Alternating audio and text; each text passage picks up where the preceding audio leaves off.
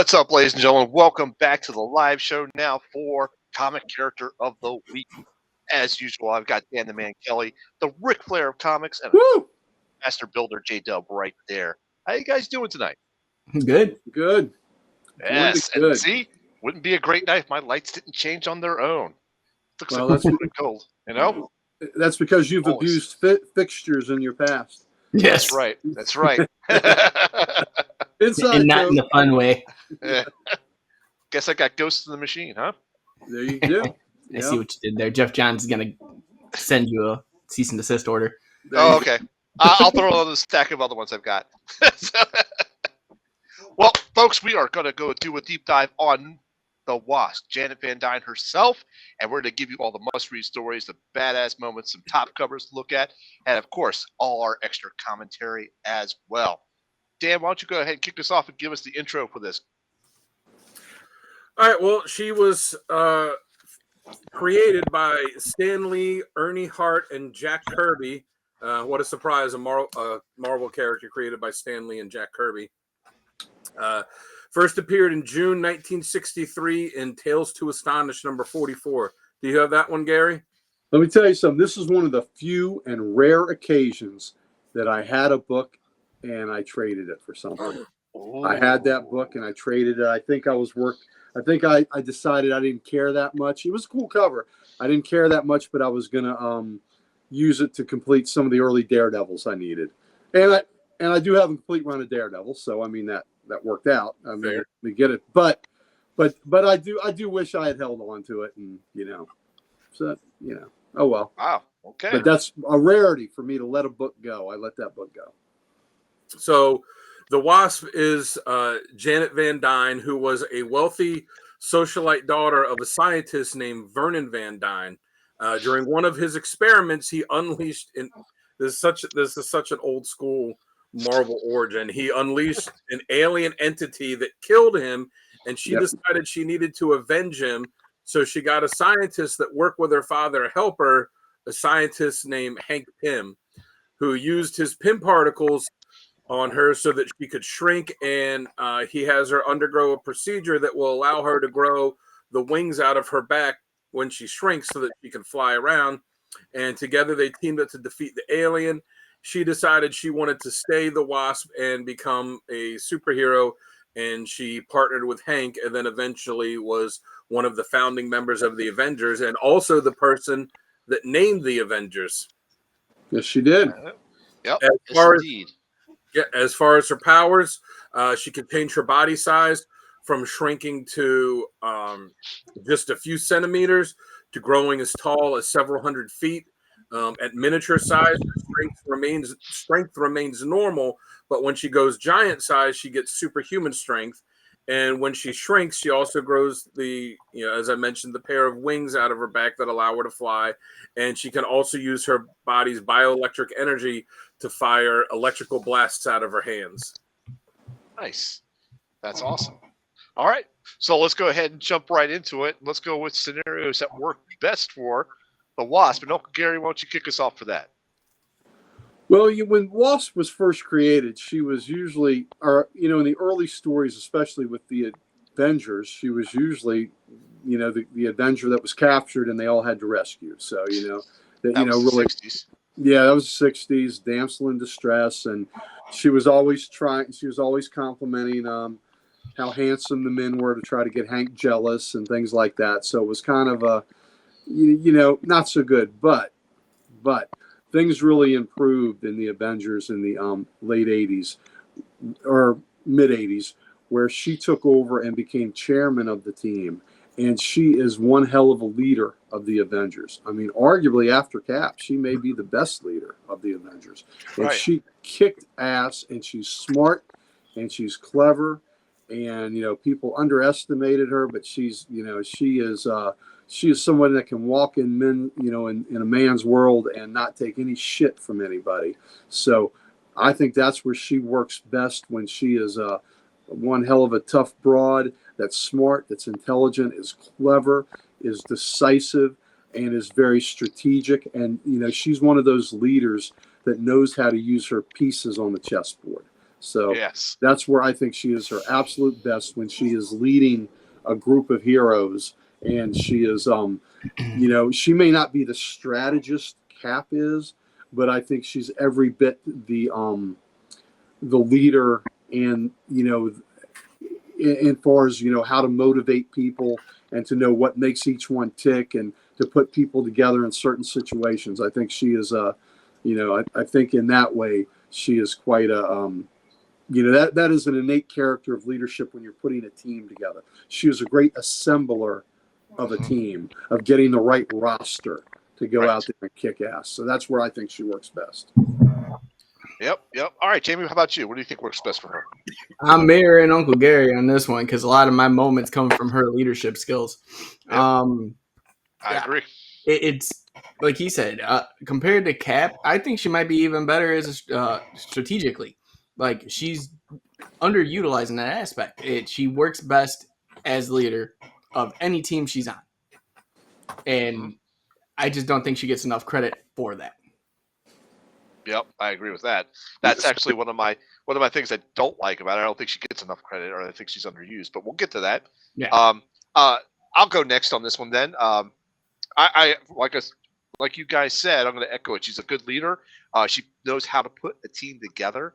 She's always frequently been the voice of reason. She knows how to advise teammates on personal matters too. So she's more rounded, I would say, than Cap. Cap knows how to go in, say, and do a strategy and do a fight, but Cap was never the personal leader, like, to talk to or something like that. I think that she has been the one that people can talk to about anything. So I think she Cap never assembled the team. He was never the guy to assemble a group like she could. Right, exactly. Like that just shows the strategic ability she has, because you have to assemble based on characters' criteria. Well, it's like a great baseball manager, right? Yeah. There's something. You look at the San Diego Padres of a few years ago. They had all this superstar talent. They couldn't get out of each other's way. But then you have a team, when the Nationals won the World Series a few years ago, it's just, you get that secret sauce. I mean, that Bryce Harper had just left. Their best hitter had just left. But there's something about a clubhouse, the way it comes together, and it just goes out there and it wins. And that's what she could do. She could create the team that you put in that clubhouse. And it's using those chess pieces that you have like on the table, basically. Strategically, she is, I think, better than Cap at that point. Okay, very good. All right, Dan, how about you? Do you want to add anything to that conversation? Yeah, I mean, I don't think she's a better leader than Cap. I knew he was going to say that. What? I knew you were going to say that. I mean, it's not just because I'm a Cap fan. It's just, there's a reason that whenever there's one of these big events that, the gods and the scientific geniuses and all that are choosing him to lead them. But she is a great leader. She's more of a people person than Cap is. And so I think it's great when she leads a team. She's fantastic like that. But I also like, that she is still fun loving, and she does still go out and do the socialite stuff, especially when she's, the friendship that she has with She-Hulk, and that she's willing to, she takes it seriously when she has to, but then when it's downtime, like some of the others, don't go out and have fun, and she's like, yeah, let's go out, let's party, let's have fun. And I think it's good that they keep both aspects of her going. And then recently in the Avengers Inc. book, they had her take on a new kind of role as almost like a private detective type of thing like that, and she excelled in that as well. So when she's in charge and she's running the show, she's definitely good. As far as having fun, I think the only Avenger that had more fun than her was Beast, right, Sal? I don't recall Beast being an Avenger, though. Oh, maybe you're probably talking about Beast as an you're X-Men not old having enough fun. for this early onset dementia. We've had entire shows where you've seen how the Beast is an adventure. No, she was not a member of the Fantastic Four, but that would be an interesting. It would be interesting if she had to fill in there. And I agree with Dan. She is not a better field leader for sure. Cap is the ultimate field leader. I mean, That's evidenced in JLA Avengers when the JLA and the Avengers put Cap in charge of leading the combat unit. But like I said, but as far as, I guess it's more like a general manager more than a coach. I see her as the general manager that can really put the team together and lead. But, in that aspect, I think she, is, I give her credit for being the best assembler of talent. But a field leader, Cap is the ultimate field leader of any. She's a good scout. Yeah, well, she's a great general manager, great scout. I agree with that. Yep. I agree with that. Knows talent. Yep, that is true. That is true. So on for our next segment is badass moments. And Dan, I'll let you kick off for badass moments. What do you have for that? In Secret Wars 4, the good one, not the Hickman one. I know which way you're going. Damn it! Yeah, it's in issue 4. Excuse me. In issue 4, when Magneto is kind of gone off on his own, and she goes with Magneto, and he's doing the thing where he's like pulling all the little metal particles out of the air to make a brush for, and she's acting like, oh, this is so great. Yeah, I'm with you. Thanks. And then the X-Men show up, and she just kind of zaps him and shrinks down like, I was just messing with you, and goes and alerts the Avengers so that, so they can come start to take him down. That was pretty good. Next one I'm going to go to is Avengers number 271. It was the start or the beginning of the Under Siege. That storyline, and she's the leader of the Avengers, and Hercules is really questioning her. And for a few issues, it was usually him kind of having thought bubbles, like, who is she to tell me I'm Hercules, and what is she to do to tell me that? And then finally, she says something he doesn't like, and he stands up to her, and he starts questioning her, and she just is up in his face, telling him like, this is how it's going to be. Shut up. Toe the line, this, and here's like, how dare you? And she was like, how dare you? And she just had no qualms standing up to to Hercules, one of the strongest guys in the Marvel universe, to the point where he backs down and he's just like stomps off. So I thought that was pretty badass.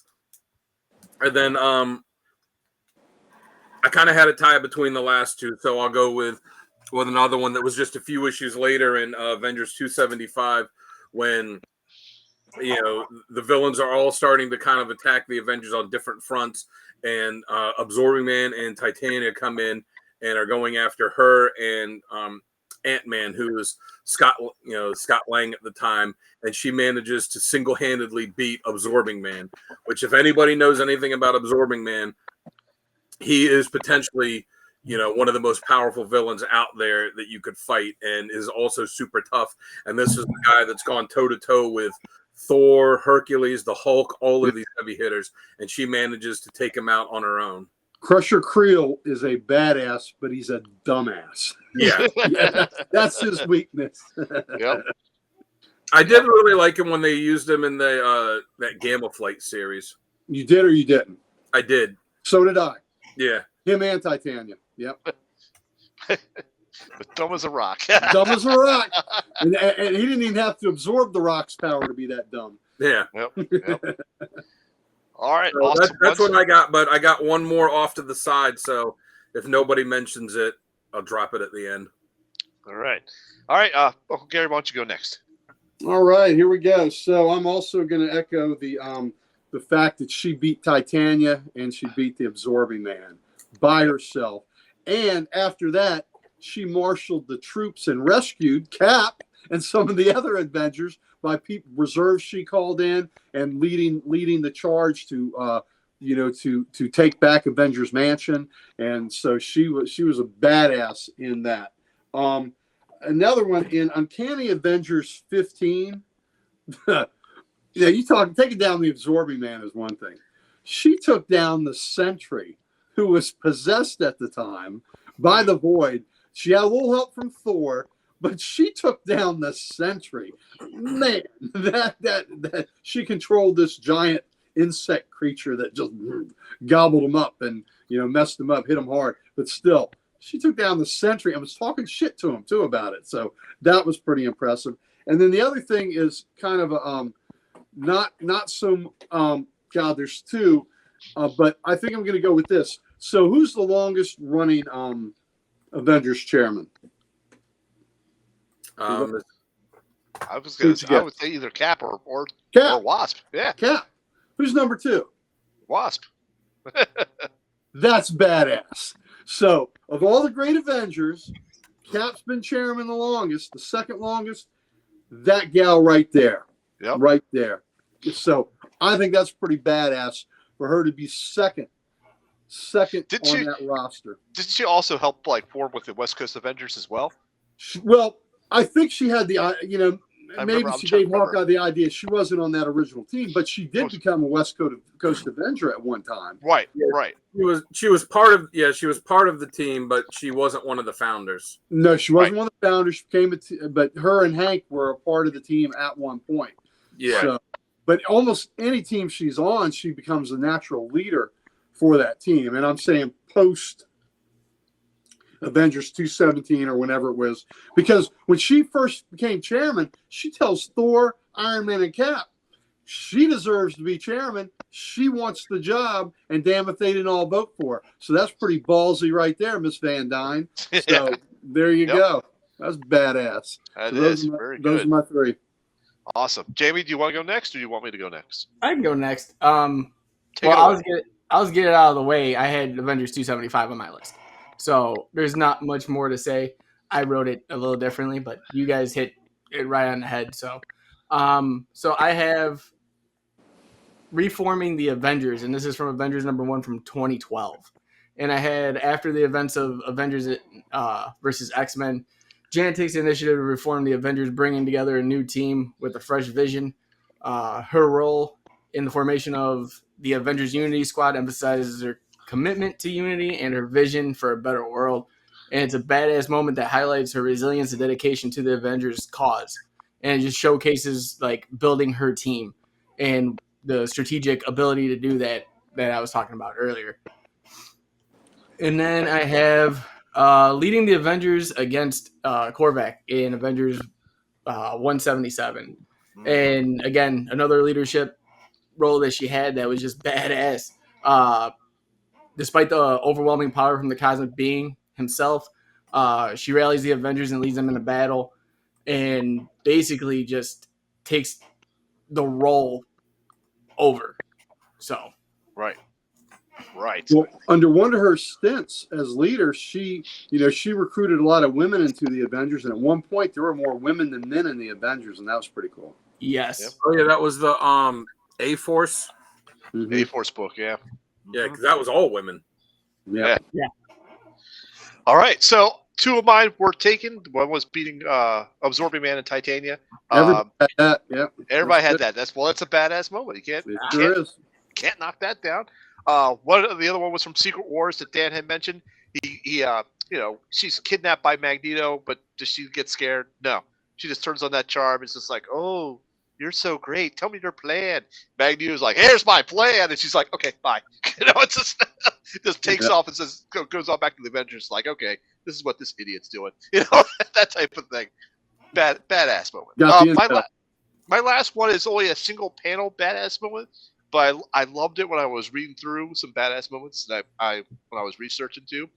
She's on the West Coast Avengers at this point, I believe, but I don't know the issue number. But she has the power of the Giant Man particles as well.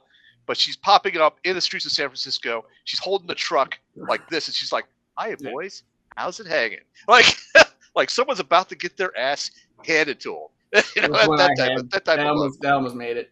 What issue was that from? I couldn't find the issue with it, but I did read that. Was that during the Burn? That was during the Burn run, wasn't it? Yeah, I believe so. That was probably in the 50s. That was in the 50s, I believe. All right. Well, I'm going to do some more research on my own to find that issue as well. So, yep. So there's my 3 badass moments. Dan, was there anyone mentioned, or does that other one still stand out? No, there was another one. It happened during Uncanny Avengers when Banshee had been brought back to life as a horseman of apocalypse, Yeah. and they're fighting him. And the way that she beats Banshee is she can't get through, his armor and his suit and all that. So she flies into his throat and then bursts out through his throat, like tearing up his vocal cords and killing him a second time. Wow. That's badass. Yeah. Ouch. That is badass. I don't remember which issue it was, but it was that first run of Uncanny Avengers where they were like trying to find something like with Apocalypse's kids, and Acuna was doing the artwork. Okay. Very good. So moving on to our next segment, which is critiques and criticisms regarding the Wasp. I'll go first on this one because it's pretty short. I didn't like how she was treated in the beginning. Like Gary said in the beginning, she was very much a damsel in distress. She really wasn't. She was very much the eye candy for any type of situation. And, it was the 60s. It is what it is back then. But I'm glad they have changed that now and made a more prominent role for her, being a leader and being a strategist and stuff like that. So that's the only thing I really didn't like about her. I wish she would be more prominent in stories. A lot of times she's just there as background noise, you might say. Oh, there's Wasp is with us over there, that type of thing. So I really wish she would stand out more in stories. And I know she has, as the years have gone on, but I like to see that continue. So that's what I have. Jamie, how about you? What do you got? Honestly, I just, like you said, the whole being a background character, to me, it's just a disservice. You're not getting anywhere by doing that with her. And I can even go as far as say I hate the team up with her and Ant-Man because of the fact that it's Ant-Man in front and her always being behind, like a foot behind, and that shouldn't be how it is. Yeah. Like I like Ant-Man. I have no problems with him. We've done an episode. Go check it out. But it's the fact of like he should not lead the book, in my opinion, at all. It should be her. And she should be on the front of every cover, no matter how small or big you make her. I 100% agree with that. 100% agree. All right, Uncle Gary, what you got? What don't you like about her? Well, like I reiterated earlier, she was always the one that was captured. And they had to go save, and that was always such, yes, it's a product of its time. And then, also the fact that she was kind of portrayed as a vapid socialite. And, she was always just trying to get Hank jealous to marry her, by commenting on how handsome Thor was and things like that. So just, that was just a ridiculous writing for that character back then. But again, product of its time.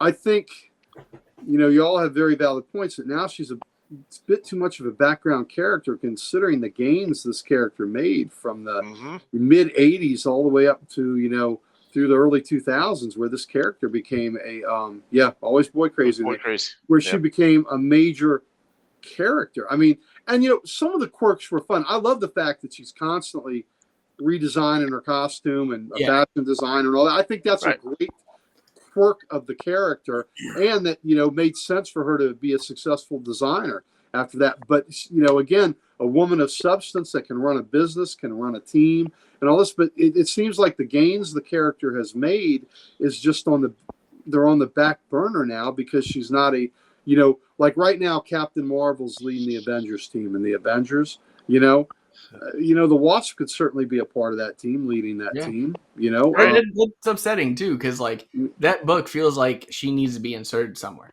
Yeah, I agree. Like that's what I feel like is missing. McKay's doing an awesome job, but it's just a shame that this great character is just not being utilized right now. Yep, I totally agree.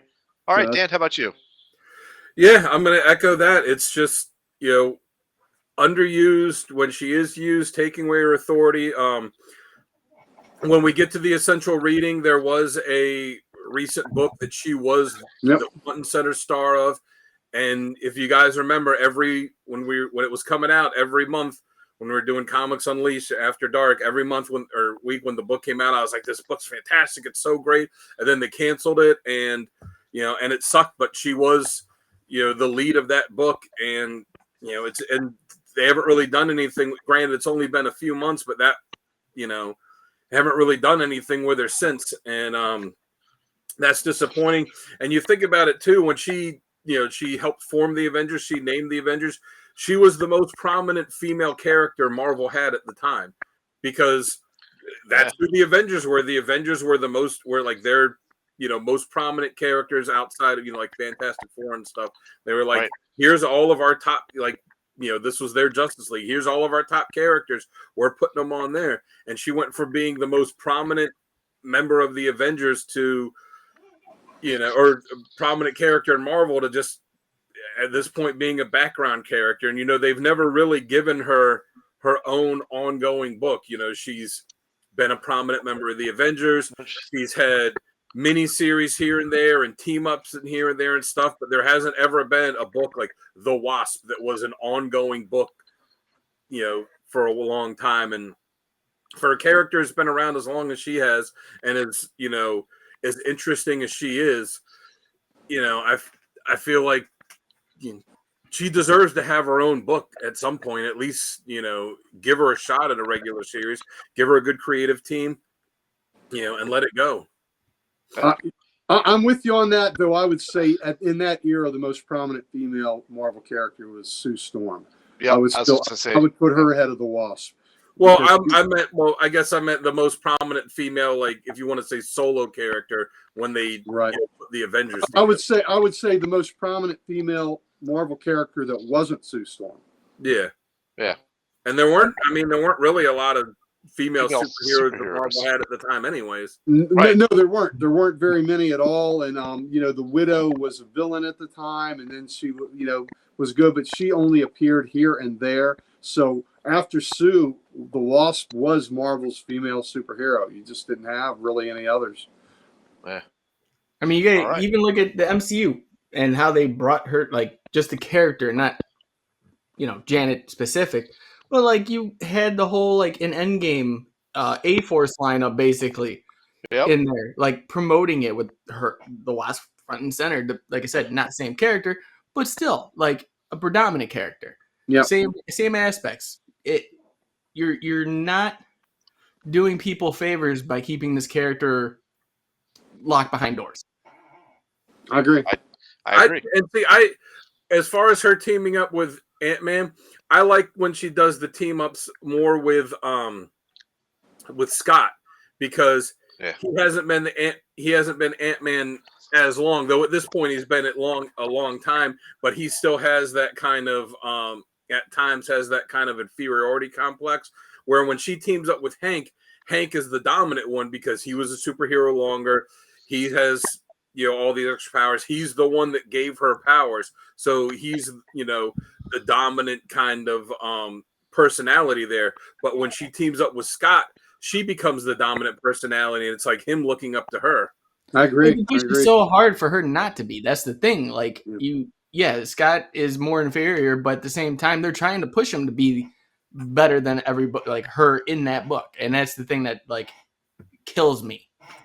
Yeah. Like, every time at the end of the book, he's shining, she's not. Yep. All right, so let's go ahead and jump to our next segment, which is top covers. And since I am working the controls for top covers, I'm going to put mine up first. Here we go. Ready for mine? That Uncle Gary comes up. So, of course, I've got the Tales to Astonish, number 44. It has her on the cover. This is, I missed that book. I never should have got rid of it. It never should have got rid of it, Gary. Never should have gotten rid of it. Yep. But I do like how she's saving Ant-Man in this situation. So it's pretty cool. It is pretty cool. Next one, in the middle there is Avengers Volume 3, number 71. This is the B cover. And cover artist here is J.G. Jones. But it reminds me so much of Alex Frost's work. And I love the depth perception on this, because you get to see the guy behind her rolling the dice. So you got the dice just to her side. You got the chips just behind her. And then, of course, you got the characters in the back. There's also the big die right over top of her head, which is pretty cool. And, of course, you've got Hank Pym right there. I guess he's Yellow Jacket at that point. Jacket, yeah. Yeah, and he's in the background, which I'm okay with. And Stuff him that in the was background. and that was a Wasp and Yellow Jacket centric issue too. Yep. Yeah, Yes, well, it was. That opening scene in it was one where you kind of like eyes went a little wide and we're like, oh, okay. Oh, okay. Yes, indeed. So my last one there is Wasp Volume 1F. This is Wasp Volume 1F. This is the F cover. The cover artist here is Russell Donterman. But I like this one because it's showing you different iterations of the Wasp. I kind of like that. That's pretty cool. all the costumes, I love it. Yeah, all the concepts and on there. This is pretty wicked. So that's what I have for my top covers. Let's see who's next on the list. I got Gary next on the list. Uncle Gary, you ready for your covers? Yep, I'm ready. We'll right, have there a you go. repeat in there. Yep. That's all right. There you go. So, That's a good one. Yep, let's go with Oh, the I one. love that. There's Bond. Yep, That's the nice. one in the center. Again, J.G. Jones, Avengers 71. Like Sal said, the perspective on that is everything. I just think it's really cool. The wings are so well done in that. But yeah, the dice and the chips and even the rings the clown's wearing that's throwing the dice. Yep. So I just think it's a really cool cover.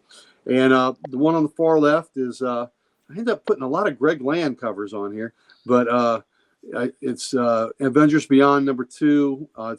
It's Greg Land, and I just think that's a badass cover. The dude's got blood all over him. She's got his blood on her, and she's got the electricity from her, stings charged up and ready to zap you.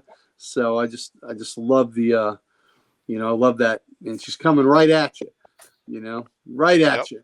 So, That's a pretty badass cover. I like that one. Yeah, I do too. And trying to knock her out there, I mean, you might screw around and break a light fixture or something. Yeah, we don't want to break any light fixtures. Yeah, you don't want to break any light fixtures. We do not condone light fixture breaking here. Yeah, that's right. That's right. Not to kill a wasp. That's right. You don't want to do that. Yeah, Sal. Anyway, okay. I know what you're talking about. Shut up. Moving on. Moving on. The one on the right was a book that Dan had alluded to, Avengers Inc., that I also was reading every month and loving.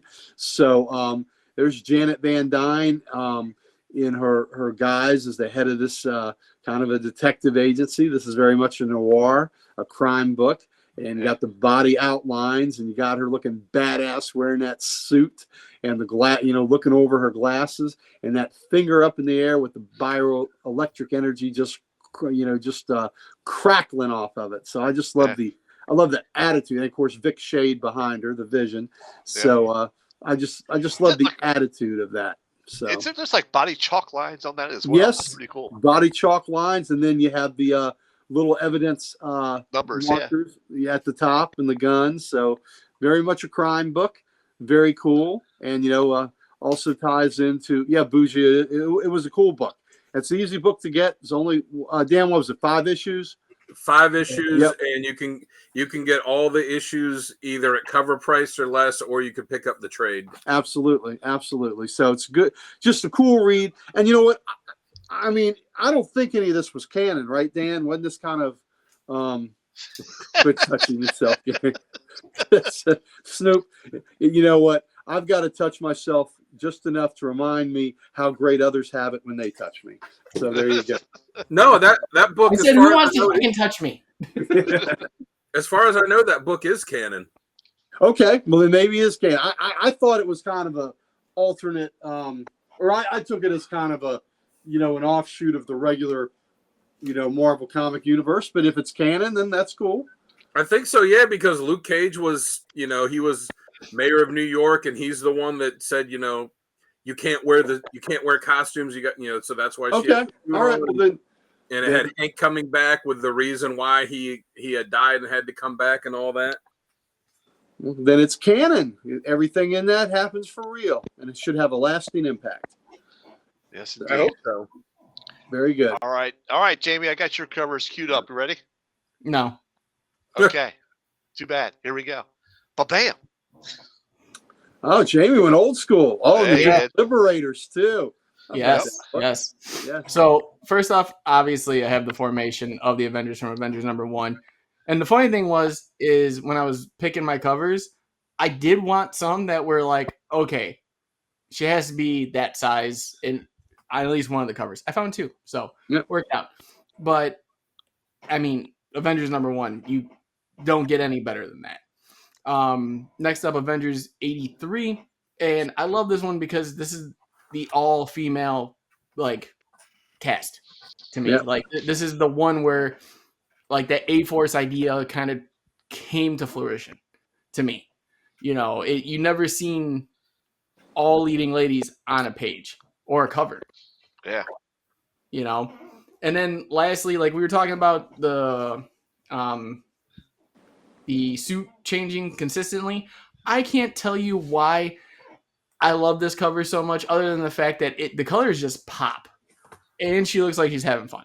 I love the eyeball. Yeah, it I don't like. I'm drawn to this. Like I feel like I need to get another copy and put it on the wall. It's a cool cover. There you go. Well, that's one of the later ones. That's Nadia. That's Nadia. Yeah. Yeah, but That's still cool. to me, it's just I just love that costume and having a Wasp front and center and not be one of your guys' picks. Yeah, and the first Avengers one, okay, of course that's Kirby. The second one there should be a Buscema. Yep. Yep. All right, Dan, you ready for your covers? Sure. There you go. Bam. Yep. All Right, right. he's So, got one with Cap on it. Who would have saw that coming? Yeah, who saw that coming? all the way on the end is 340. It's by the great Ron Lim. I just like how Jamie was saying have one of her showing her size. So even though she's big, on the cover, when you see Cap behind her, you see the scale of how shrunk down as she is. And of all of her costumes, that blue and white one is one of my favorite ones that she had, and I think it looks really cool with the red, white, and blue of Cap's costume behind her. And then the whole thing of like, Cap, I think we have a small problem, I thought was pretty funny. Yeah, I like it. The middle one, Avengers issue 43. I forget which volume this is, but again, I like the I like that. Okay, even though with her and Ant-Man, even though they're big on the cover, you could see behind them with the salt shaker and the menu and stuff on the table that like what their size really is. And I like the whole black, white, and red for the cover, especially because both of their early costumes were very, were mostly red and black. So I dig that one. And then Who did that cover? Was that Sammy? It looks like it. Yeah. I'm not sure. I'd have to look it up. But and then the one all the way in the end, the variant for Wasp #1, I just thought that was amazing. Where it just showed. I mean, other than the fact that the artwork looks gorgeous, the fact that it shows all of her costumes. Even the weird one when she was like, part wasp creature, whatever it was. Yeah. It just shows all of the different costumes, and you can just look at it, and just spend a few minutes just looking at it and going from one to the other and picking picking out all the different ones. I thought that was cool. And for such a long time that such a big part of her character was that she was always changing costumes. I like that they have one that just highlights all of the different ones. Yep. Mm-hmm. Me too. I really do like that. Yeah. And I'm sure it probably had to take a little bit of research for the artist to be like, all right, I need you to all right, Marvel, I need you to give me, examples of every single costume she's ever had. That's going to go back a ways. Yeah. Yep. That's going to be a while. That was something Perez started. Perez started that. Yeah. All right. Cool covers. So our next segment is actually the essential readings, but first we got to do a sponsor. Jamie, what do we got for our sponsor tonight? All right, let's start it off. You guys hear it every time, but guys, go check out W Energy over at w.gg. Guys, this is the cleanest form of energy drinks on the market today. No jitters, no bad aftertaste, nothing like those Red Bulls or Monsters. it's amazing. Everyone obviously on the team has it or have had it and tried it, and it gives us the energy we need to get through these shows. And if you go to their website and order anything at checkout, use the keyword code -X and save yourself 10% on that order and every order moving forward. Yeah. And I'm sorry, I forgot to put up the ticker. There you You're go. good. There you go. I think I got the point across. You did get the point across. Yep. Yes. But make sure you use the keyword at checkout. Save 10%. There you go. Sorry. No problem. And if you guys want more covers like that, go check out Nirvana Comics Knoxville.com. Guys, Nirvana Comics has a comic for everyone, and they want to give it to you. It's Tim's exclusive comic shop, and they do giveaways with us as well. So keep watching, keep jumping in. There's some coming, I believe, here for next month. So be ready. Very good. All right, so let's go ahead and jump into the next segment, which is essential readings. And Uncle Gary, why don't you kick us off first for your essential readings? Let me throw up your card here for readings. All right. You're not there. That's not you. There you go. That's you. Go. All right. Well, let's start out with Dan's favorite book of the last year, Avengers, Inc. And that was went 1 through 5. Al Ewing wrote it. Leonard Kirk did the art, and it was just I love it. I love crime stuff. I love noir. So to have her running the detective agency there with the help of Vic Shade, the Vision, I just thought was brilliant. I love the fact that the Whirlwind, somebody that used to be the Whirlwind, and his animated corpse was a part of this. So I like that because that was her chauffeur that was obsessed with her, and he became Whirlwind.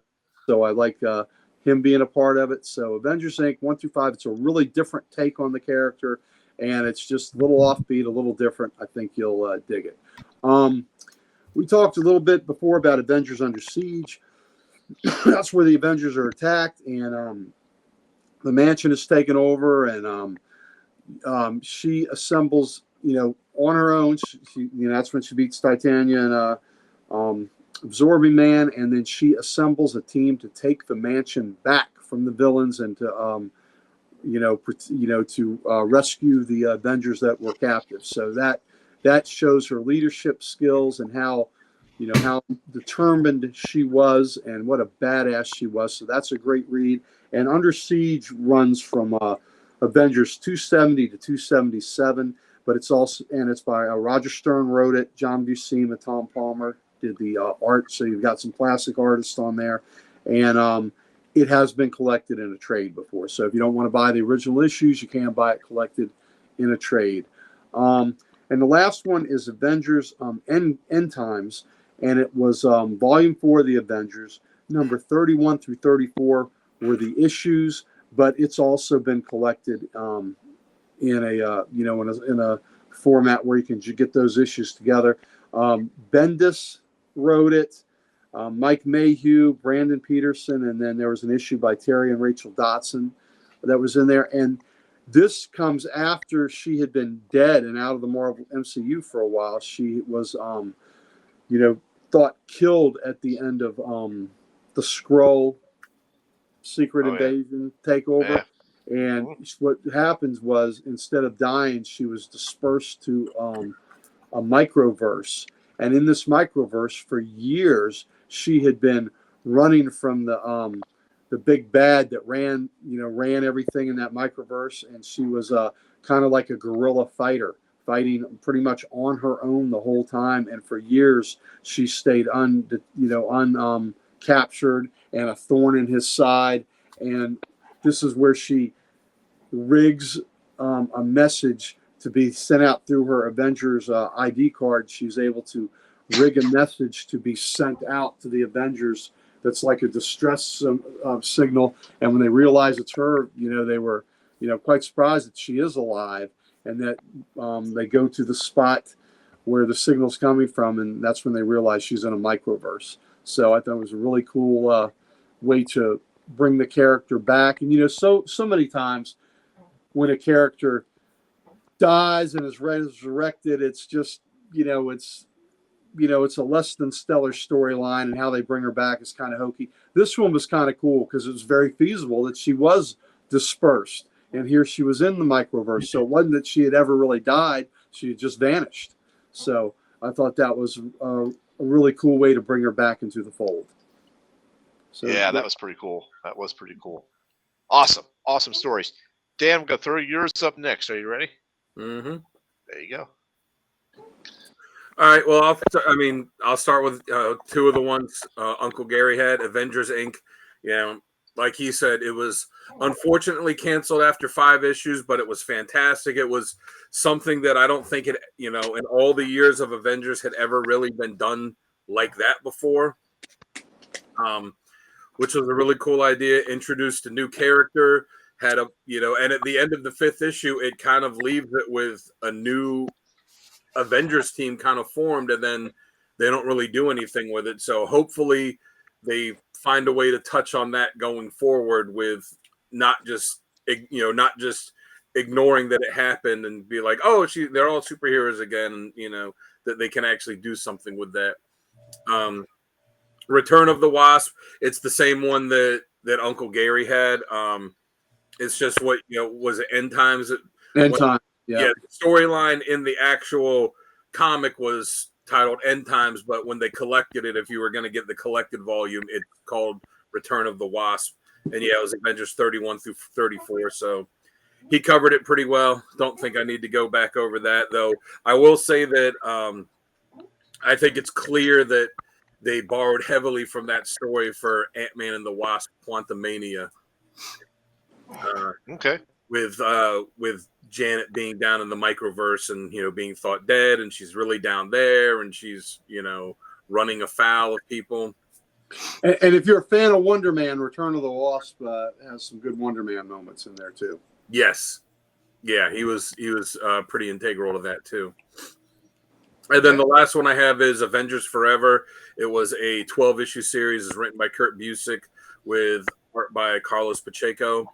And I actually did a review of it that you can check out on our YouTube page. So go check that out. So the basic storyline is that, Snoop, his artwork on there was fantastic. That was a good book. It sure was. So it is the book is Kang fighting against another version of himself, Immortus, and he assembles a team of Avengers from all these different points in time. So you had one of them was Wasp, who was the current day Wasp, but then you had you also had like the current day Hank Pym. You had the Hank Pym from the past when he was Yellow Jacket. He didn't know that he was Hank Pym, and he was off his rocker. You had Captain America from the past when he had kind of like lost his faith in everything, and an old Hawkeye. And you had Avengers from the future with Genisville, Captain Marvel, and Songbird, and with all of these characters in there, she was the one that took charge and led the team.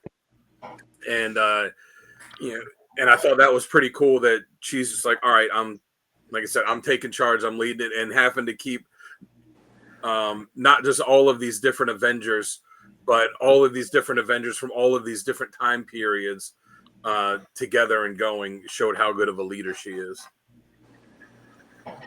Yep, that is awesome. Very cool. All right, so I will go next for my readings. And I went with a little bit different, to kind of called out some single issues and stuff like that. But Tales to Osiris, the 1994 #1 version, this was a pretty wicked story where they go to Oslo, Norway. It's been plagued by a serial killer. I believe his name was Nut Kane. So, anyhow, he's obsessed with Asgardian mythology, and he kidnaps the judge. He's previously convicted of blah, blah, blah. And Wasp and Hank Pym and Janet Van Dyne are there because he's there to give a speech on, or a lecture, and they happen to run afoul with his plans here. But it's really cool how they bring the Norse mythology into this, and it's just a really cool story. It's a one-shot, so it's probably easy to pick up. It's really called Loki's Dream, so it's definitely one to check out. Next up I got is Avengers 1998, 1 through 11. This is the Hero's Return. when they came back from Onslaught, I believe, if I remember right. So this was a Right. good one because I think this really sets up her as being a more prominent or prominent leader, but she doesn't really have a starring role, but she does, I think she's a little bit more prominent leader in this one, and I just like the way she was portrayed in this one as well. So I chose 1 through 11. You could probably go a little bit longer on that, but I chose 1 through 11 just to keep the reading short. My next one on the list is Tales of Osiris Volume 1, number 57. I picked this one because this is where she gets her first, I guess, her first iteration of her stingers, but they're not really stingers. It's like powerful air blast or a CO2 blast, you might say. So she's knocking people over with it or knocking objects over with it because she didn't have the actual stingers at this point. This is the first time she was using them, and they were actually like CO2 blasts. So I thought that was pretty cool and something to check out. All right, Jamie, you're next. Are you ready? Yeah, always. All right, here we go. There you are. All right, so I'm not going to go into too much detail about Under Siege. Uncle Gary literally took the words off my notepad here. Usually I feel does like, that. I hate it when that. he's lying about being a tech guy because literally it's almost everything I had. But next up, I do have The Bride of Ultron. Now, when I say this, the most messed up concept of a story I've ever read. Basically, Ultron returns and he wants a mate for himself. Of course and he does. Captures Janet and transforms her into a robotic version. And this story is just crazy. It's from Avengers 161 to 162, if I'm not mistaken. Yes. But despite Ultron's control, it does show her, basically rescuing herself and defeating Ultron. And it does take that emotional toll of what being a hero is. Like, you're never going to know what situation you're going to be in. And it kind of like when I was talking about with Animal Man, it just takes that toll on you as a person later on. Lastly, I got Secret Invasion. I know a lot of people hate this storyline, but this is from Brian Michael Bendis, and art is by Francis Yu. Basically, the Skrulls invade Earth. They're trying to wipe out all the heroes, and by being able to do that, they turn Janet into a bomb, basically. But with this storyline, what really got me is her sacrifice. She was the one to lay down on the grenade and sacrifice herself to save not just the heroes, but the world in general. Yep. And that's when, and she was going to take as many of them out as she could. As she did. I think that's when Thor hit her with a bolt from his hammer and dispersed her instead of killing her. But for years, we thought she was dead. Mm-hmm. Yep. There we go. And we're back. All right. Good stories, guys. Good stories. Good picks. Definitely must reads. Definitely must reads. I like Sal picking the one where she blew guys over. I knew you'd like that one. Oh yeah, I saw what you did there. I did that especially for you. Yeah. So let's go ahead and jump to our next segment, which is Best Writer and Artist. And these are two guys that don't necessarily have to be working on the book at the same time, but when we think of this character, these are the guys we go to.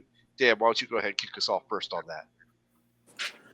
All right, so for writer, I am going to go. There have been a lot of great writers, Avengers writers over the years, but I'm going to have to go with Kurt Busiek, mostly because of the Avengers Forever book, but he also wrote the Volume 3 Avengers for a long time when it came back, and she was part of that team. So, I like how he had her, especially in Avengers Forever, as the leader that was handling being in charge of this disparate group of Avengers that were plucked from like all different points of time, and she remembered, she's like, because they didn't know who they all were at first, like which versions of them, and then she was the ones like, this is the version of Cap, like, right after he kind of lost his faith in in the government because of what was going on with his book. Like, I need to handle him this way. Like, oh, this is Hank when he was Yellow Jacket and didn't know that he was Hank. I got to handle him this way, and knew how to do all that. And for artists, I mean, it's got to be George Perez. Yeah. It was such a fantastic artist on Avengers Volume 1 and Volume 3. And like Gary said, he kind of led the way with doing the stuff with her having all of the costume changes all the time. That was such a big part of her character for a very long time. And I mean, he's George Perez, Absolutely. There's nothing wrong with that. Let me tell you. Yeah. You just say the name and people know, like, oh, okay, yeah. Oh, yeah. Fair point. All right, Uncle Gary, who do you got? It's just not the wall. Stop staring at the wall. I'm looking. I have an Avengers poster by Perez. It's the 30th anniversary of the Avengers, so I guess it would come out in '93, and it's got like 28 different versions of the Wasp flying around the border with 28 different costumes. So I was just counting them up, which is kind of cool. So anyway, Perez was a god. Yes, he was. Snoop. So. Absolutely. Yeah, so let's take the drama out of that. Best artist, of course, it's George Perez.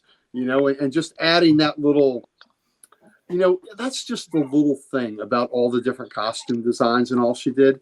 But it's, it's a little thing, but it's really a big thing. It's just an insight into how cool that character is and how inventive she is, and just, I just love the design sense of it, and I just think it's just a really integral part of the character. That's just, it's not the most important part, but it's just really cool. So I dig that a lot. So George Perez, hats off to you, my friend. It found a way to like take a part of her non-superhero life and make it part of her superhero life. Well, you know what? Right, it made her more three-dimensional. Makes her more real to us.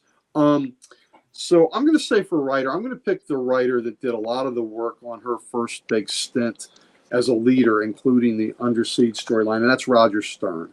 I think Under Stern is when she really, they really fleshed out the leadership skills of this character and set her on that path that other writers, like Dan said, like Busiek, have used so well.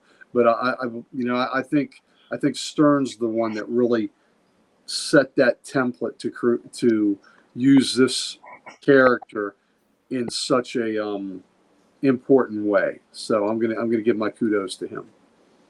All right, Jamie. How about you? What do you got? Yeah, so I gotta go with Uncle Gary, Roger Stern. I think that in the '80s, her like evolution began with him, and just transcended from there. As for artists, go with John Buscema. I want to go with Perez. I do. Buscema, there's nothing wrong with that. I know. Nothing wrong with that at all. Perez has been on everything, and every character could be Perez. In all honesty, like that man's drawn just about everyone. So, like, I want to give a shout out Buscema on that one. But yeah, like I said, if I had it'd be Perez. But like I said, every character is Perez. You know what? If it wasn't for the costume aspect, I might have gone with Buscema because he had such a classic look for Jan. That really great look, the haircut, just everything, the facial features. Buscema did a heck of a job on how she looked.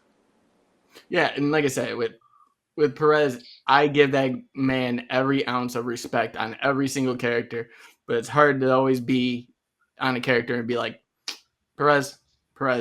Yeah, I agree. There's so many more that are out there, but yeah, I would. No, I love the Buscema pick. I love that a lot. Yep. Englehart was good. Mm-hmm. Englehart was a good Justice League writer too. And a Batman writer. Steve Englehart, Marshall Rogers run of Batman, our detective. I don't know if y'all have read that.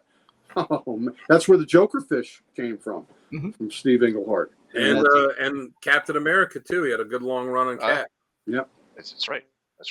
All right. So for my two picks, I'm on Dan's boat. I'm with Busiek and Perez. I had to go with them. I couldn't think of anything else that really topped them. There's a lot that are very, very close, but yes, I just went with Perez and Busiek. So. Stern was my second choice for writer. Yeah, Well- I had Stern in mind as well. Well, that's pretty good. Yeah, Busick probably would have been my second too. So yeah, so it's something that our choices are almost unified here, or are real close. Yep. I mean, we All right. picked between us. We picked 2 writers and 2 artists. Yeah. No. But can't go wrong with what you like. Yeah. Well, You can't go I wrong mean, with that what you 80s like. stuff. That's the Avengers that I grew up reading. The stuff with, like you said, around that time that they had Under Siege, like that. Those were the books that I was picking up, like old back issues of, and some of them new in the 80s too, and that's what I grew up on. All right, very good. So this actually wraps up this episode. Unless anybody has some final thoughts, want to expand on anything, anybody in the chat got anything you want to add and throw in there or ask us questions on? Hit us Snoop, up you're right. now. Busick did respect what had come before, kind of in the same way that Jeff Johns did with JSA.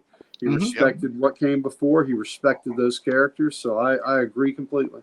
Yeah, same with like Mark Waid is, without a doubt, Mark Waid. Yes. Wade's got like an encyclopedic knowledge of history. Let me tell you what Wade's else. also another one that is you could say every character. Yeah. Yeah. Let me tell you what else Mark Waid has told me he has. Original art pages of Brave and the Bold 28. Oh. Yeah. Yeah. Wade has told me that he has the original art pages from Brave and the Bold 28. Nice. Man, that's a pretty penny right there, ladies and gentlemen. Yes, indeed. Well, you said I don't think so. She's had so many different costumes. Do any of you guys have a favorite? Wow. That's a good question. That's a whole other episode. I like that white one that you showed shows me, Cap. the most skin. Mm-hmm. Usually where I go. I like the blue one would either be the white, the blue and white one, though the shoulders were kind of were of the time. But either that one or the current one, that Gary's got the figure of the black and yellow one. I think that's a cool costume, because that kind of evokes the idea of like an actual wasp. Mm-hmm. Yeah, with the thorax and the head abdomen, thorax. Yep. I like her birthday suit. Yeah.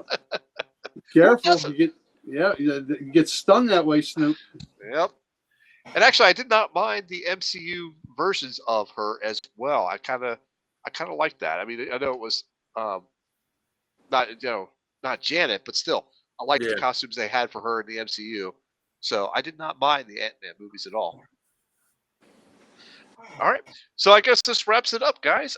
Thank you very much for the top stories and top covers and badass moments. You guys did awesome. I really appreciate that. Everybody in the chat, thank you so much for joining in. Yes, really appreciate that. Really appreciate that indeed. So, well, real fast, Al, we do have one more sponsor, and I think Uncle Gary's the only one that can explain them. Oh well, then go ahead and hit us up there, Uncle Gary. Oh, we're gonna talk about Comic Logic. We're gonna always talk about Comic Logic. Well, let's talk about Comic Logic. Let's talk about Comic Logic. I can talk about Comic Logic. Comic Logic. We are Loudoun County, Virginia's only comic book store. Love you too, Snoop.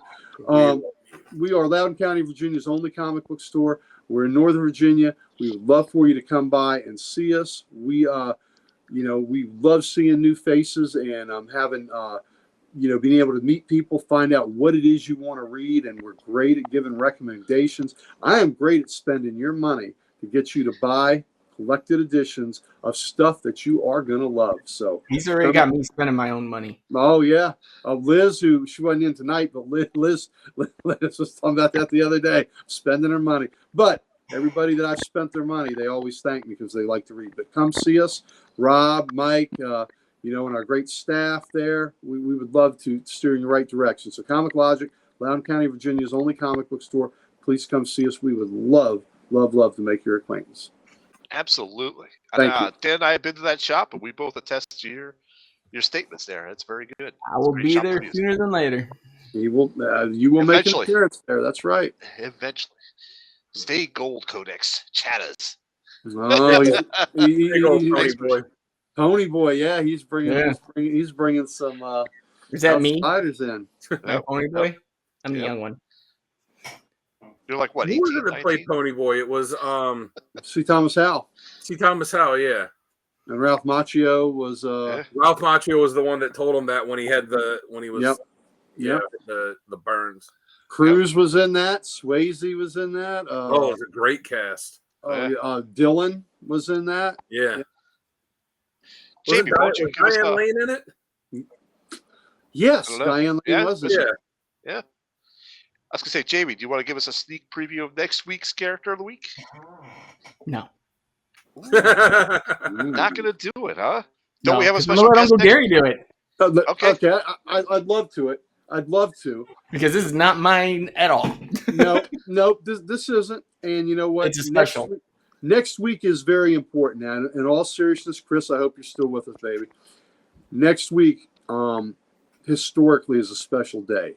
It is June 6th, 2024. And that's not just the anniversary of D-Day. That's the 80th anniversary of D-Day. This is probably the last big anniversary where some of these guys that were on Omaha Beach and Utah Beach and went out there and sacrificed so much, for the world. Some of these guys was probably the last trip they'll make to Normandy. So it's a big deal, and we need to do a character that is evocative of that, and it's going to be this guy. So next week, special comic character of the week, 80th anniversary D-Day. It's going to be Sergeant Rock. And you know what? In this day and age, one of the things that really pissed me off is that sometimes people forget how we're supposed to treat Nazis. Sergeant Rock, by example, can show you how we're supposed to treat Nazis. And that's what we need to do. We need to follow his example. But it's going to be a good show. Not only will we be doing an important character on an important day, but we'll also have my best friend in life, my brother from another mother, Mr. Mike Harbor, that is familiar to Sal and Dan, met him in person on numerous occasions. Yep. Mike is got, after my buddy Damien, who has all the big 5.5 DC war books, war titles, is Mike, who has them. And yep, Chris, I know you're gonna be here for that, brother. And so stomp them. You damn right, stomp them. Look at the cover of Sergeant Rock 291 if you need to know how to treat a Nazi. You might see that cover next week, by the way. The cover I showed you, you're definitely gonna see, because I do that every Memorial Day. But anyway, Mike will be here, and he will be this show. This is kind of my a present to him, to have him on this show to talk about the character that he loves so much, Sergeant Rock. And he has I think he's 49 issues away from an entire run of our Army at War. Ooh, so nice. He is the man. And of course he has every issue of GI Combat, which is he just finished this year, which is a big freaking deal. But he is the man, and I've seen some of the books he's put up to display for this show, which is going to be pretty cool. But come see us next week. Come, and listen, we want to entertain here, and that's what we try to do. We try our best to entertain, to inform, to have a wonderful chat with each other and with y'all. And next week, though, I don't know. To me, next week, I do know. I'm not going to say I don't. I do know. Next week is going to be a little more important because it's going to be, it's going to be a symbolically thanking those brave men and women from 80 years ago that, changed the course of the world by their actions and their sacrifices that they made. So it's a little thing to honor Sergeant Rock, but it's part of a bigger picture to honor that day and those individuals who wore the uniform and served our country so well. So that's my soapbox. Agreed. Thank you. There you go. See, I couldn't have done that. So that's why Uncle Gary did it. That's all right. That's all right. We just story time with Uncle Gary again. You can read to me any night. All right, ladies and gentlemen, we'll go ahead and wrap this up. Yep. Snoop, totally agree. Yep. We'll go ahead and wrap this up, and we'll definitely see you guys next week for the Sergeant Rock episode. Hope you guys have a 9.8 day. See you guys in the next one.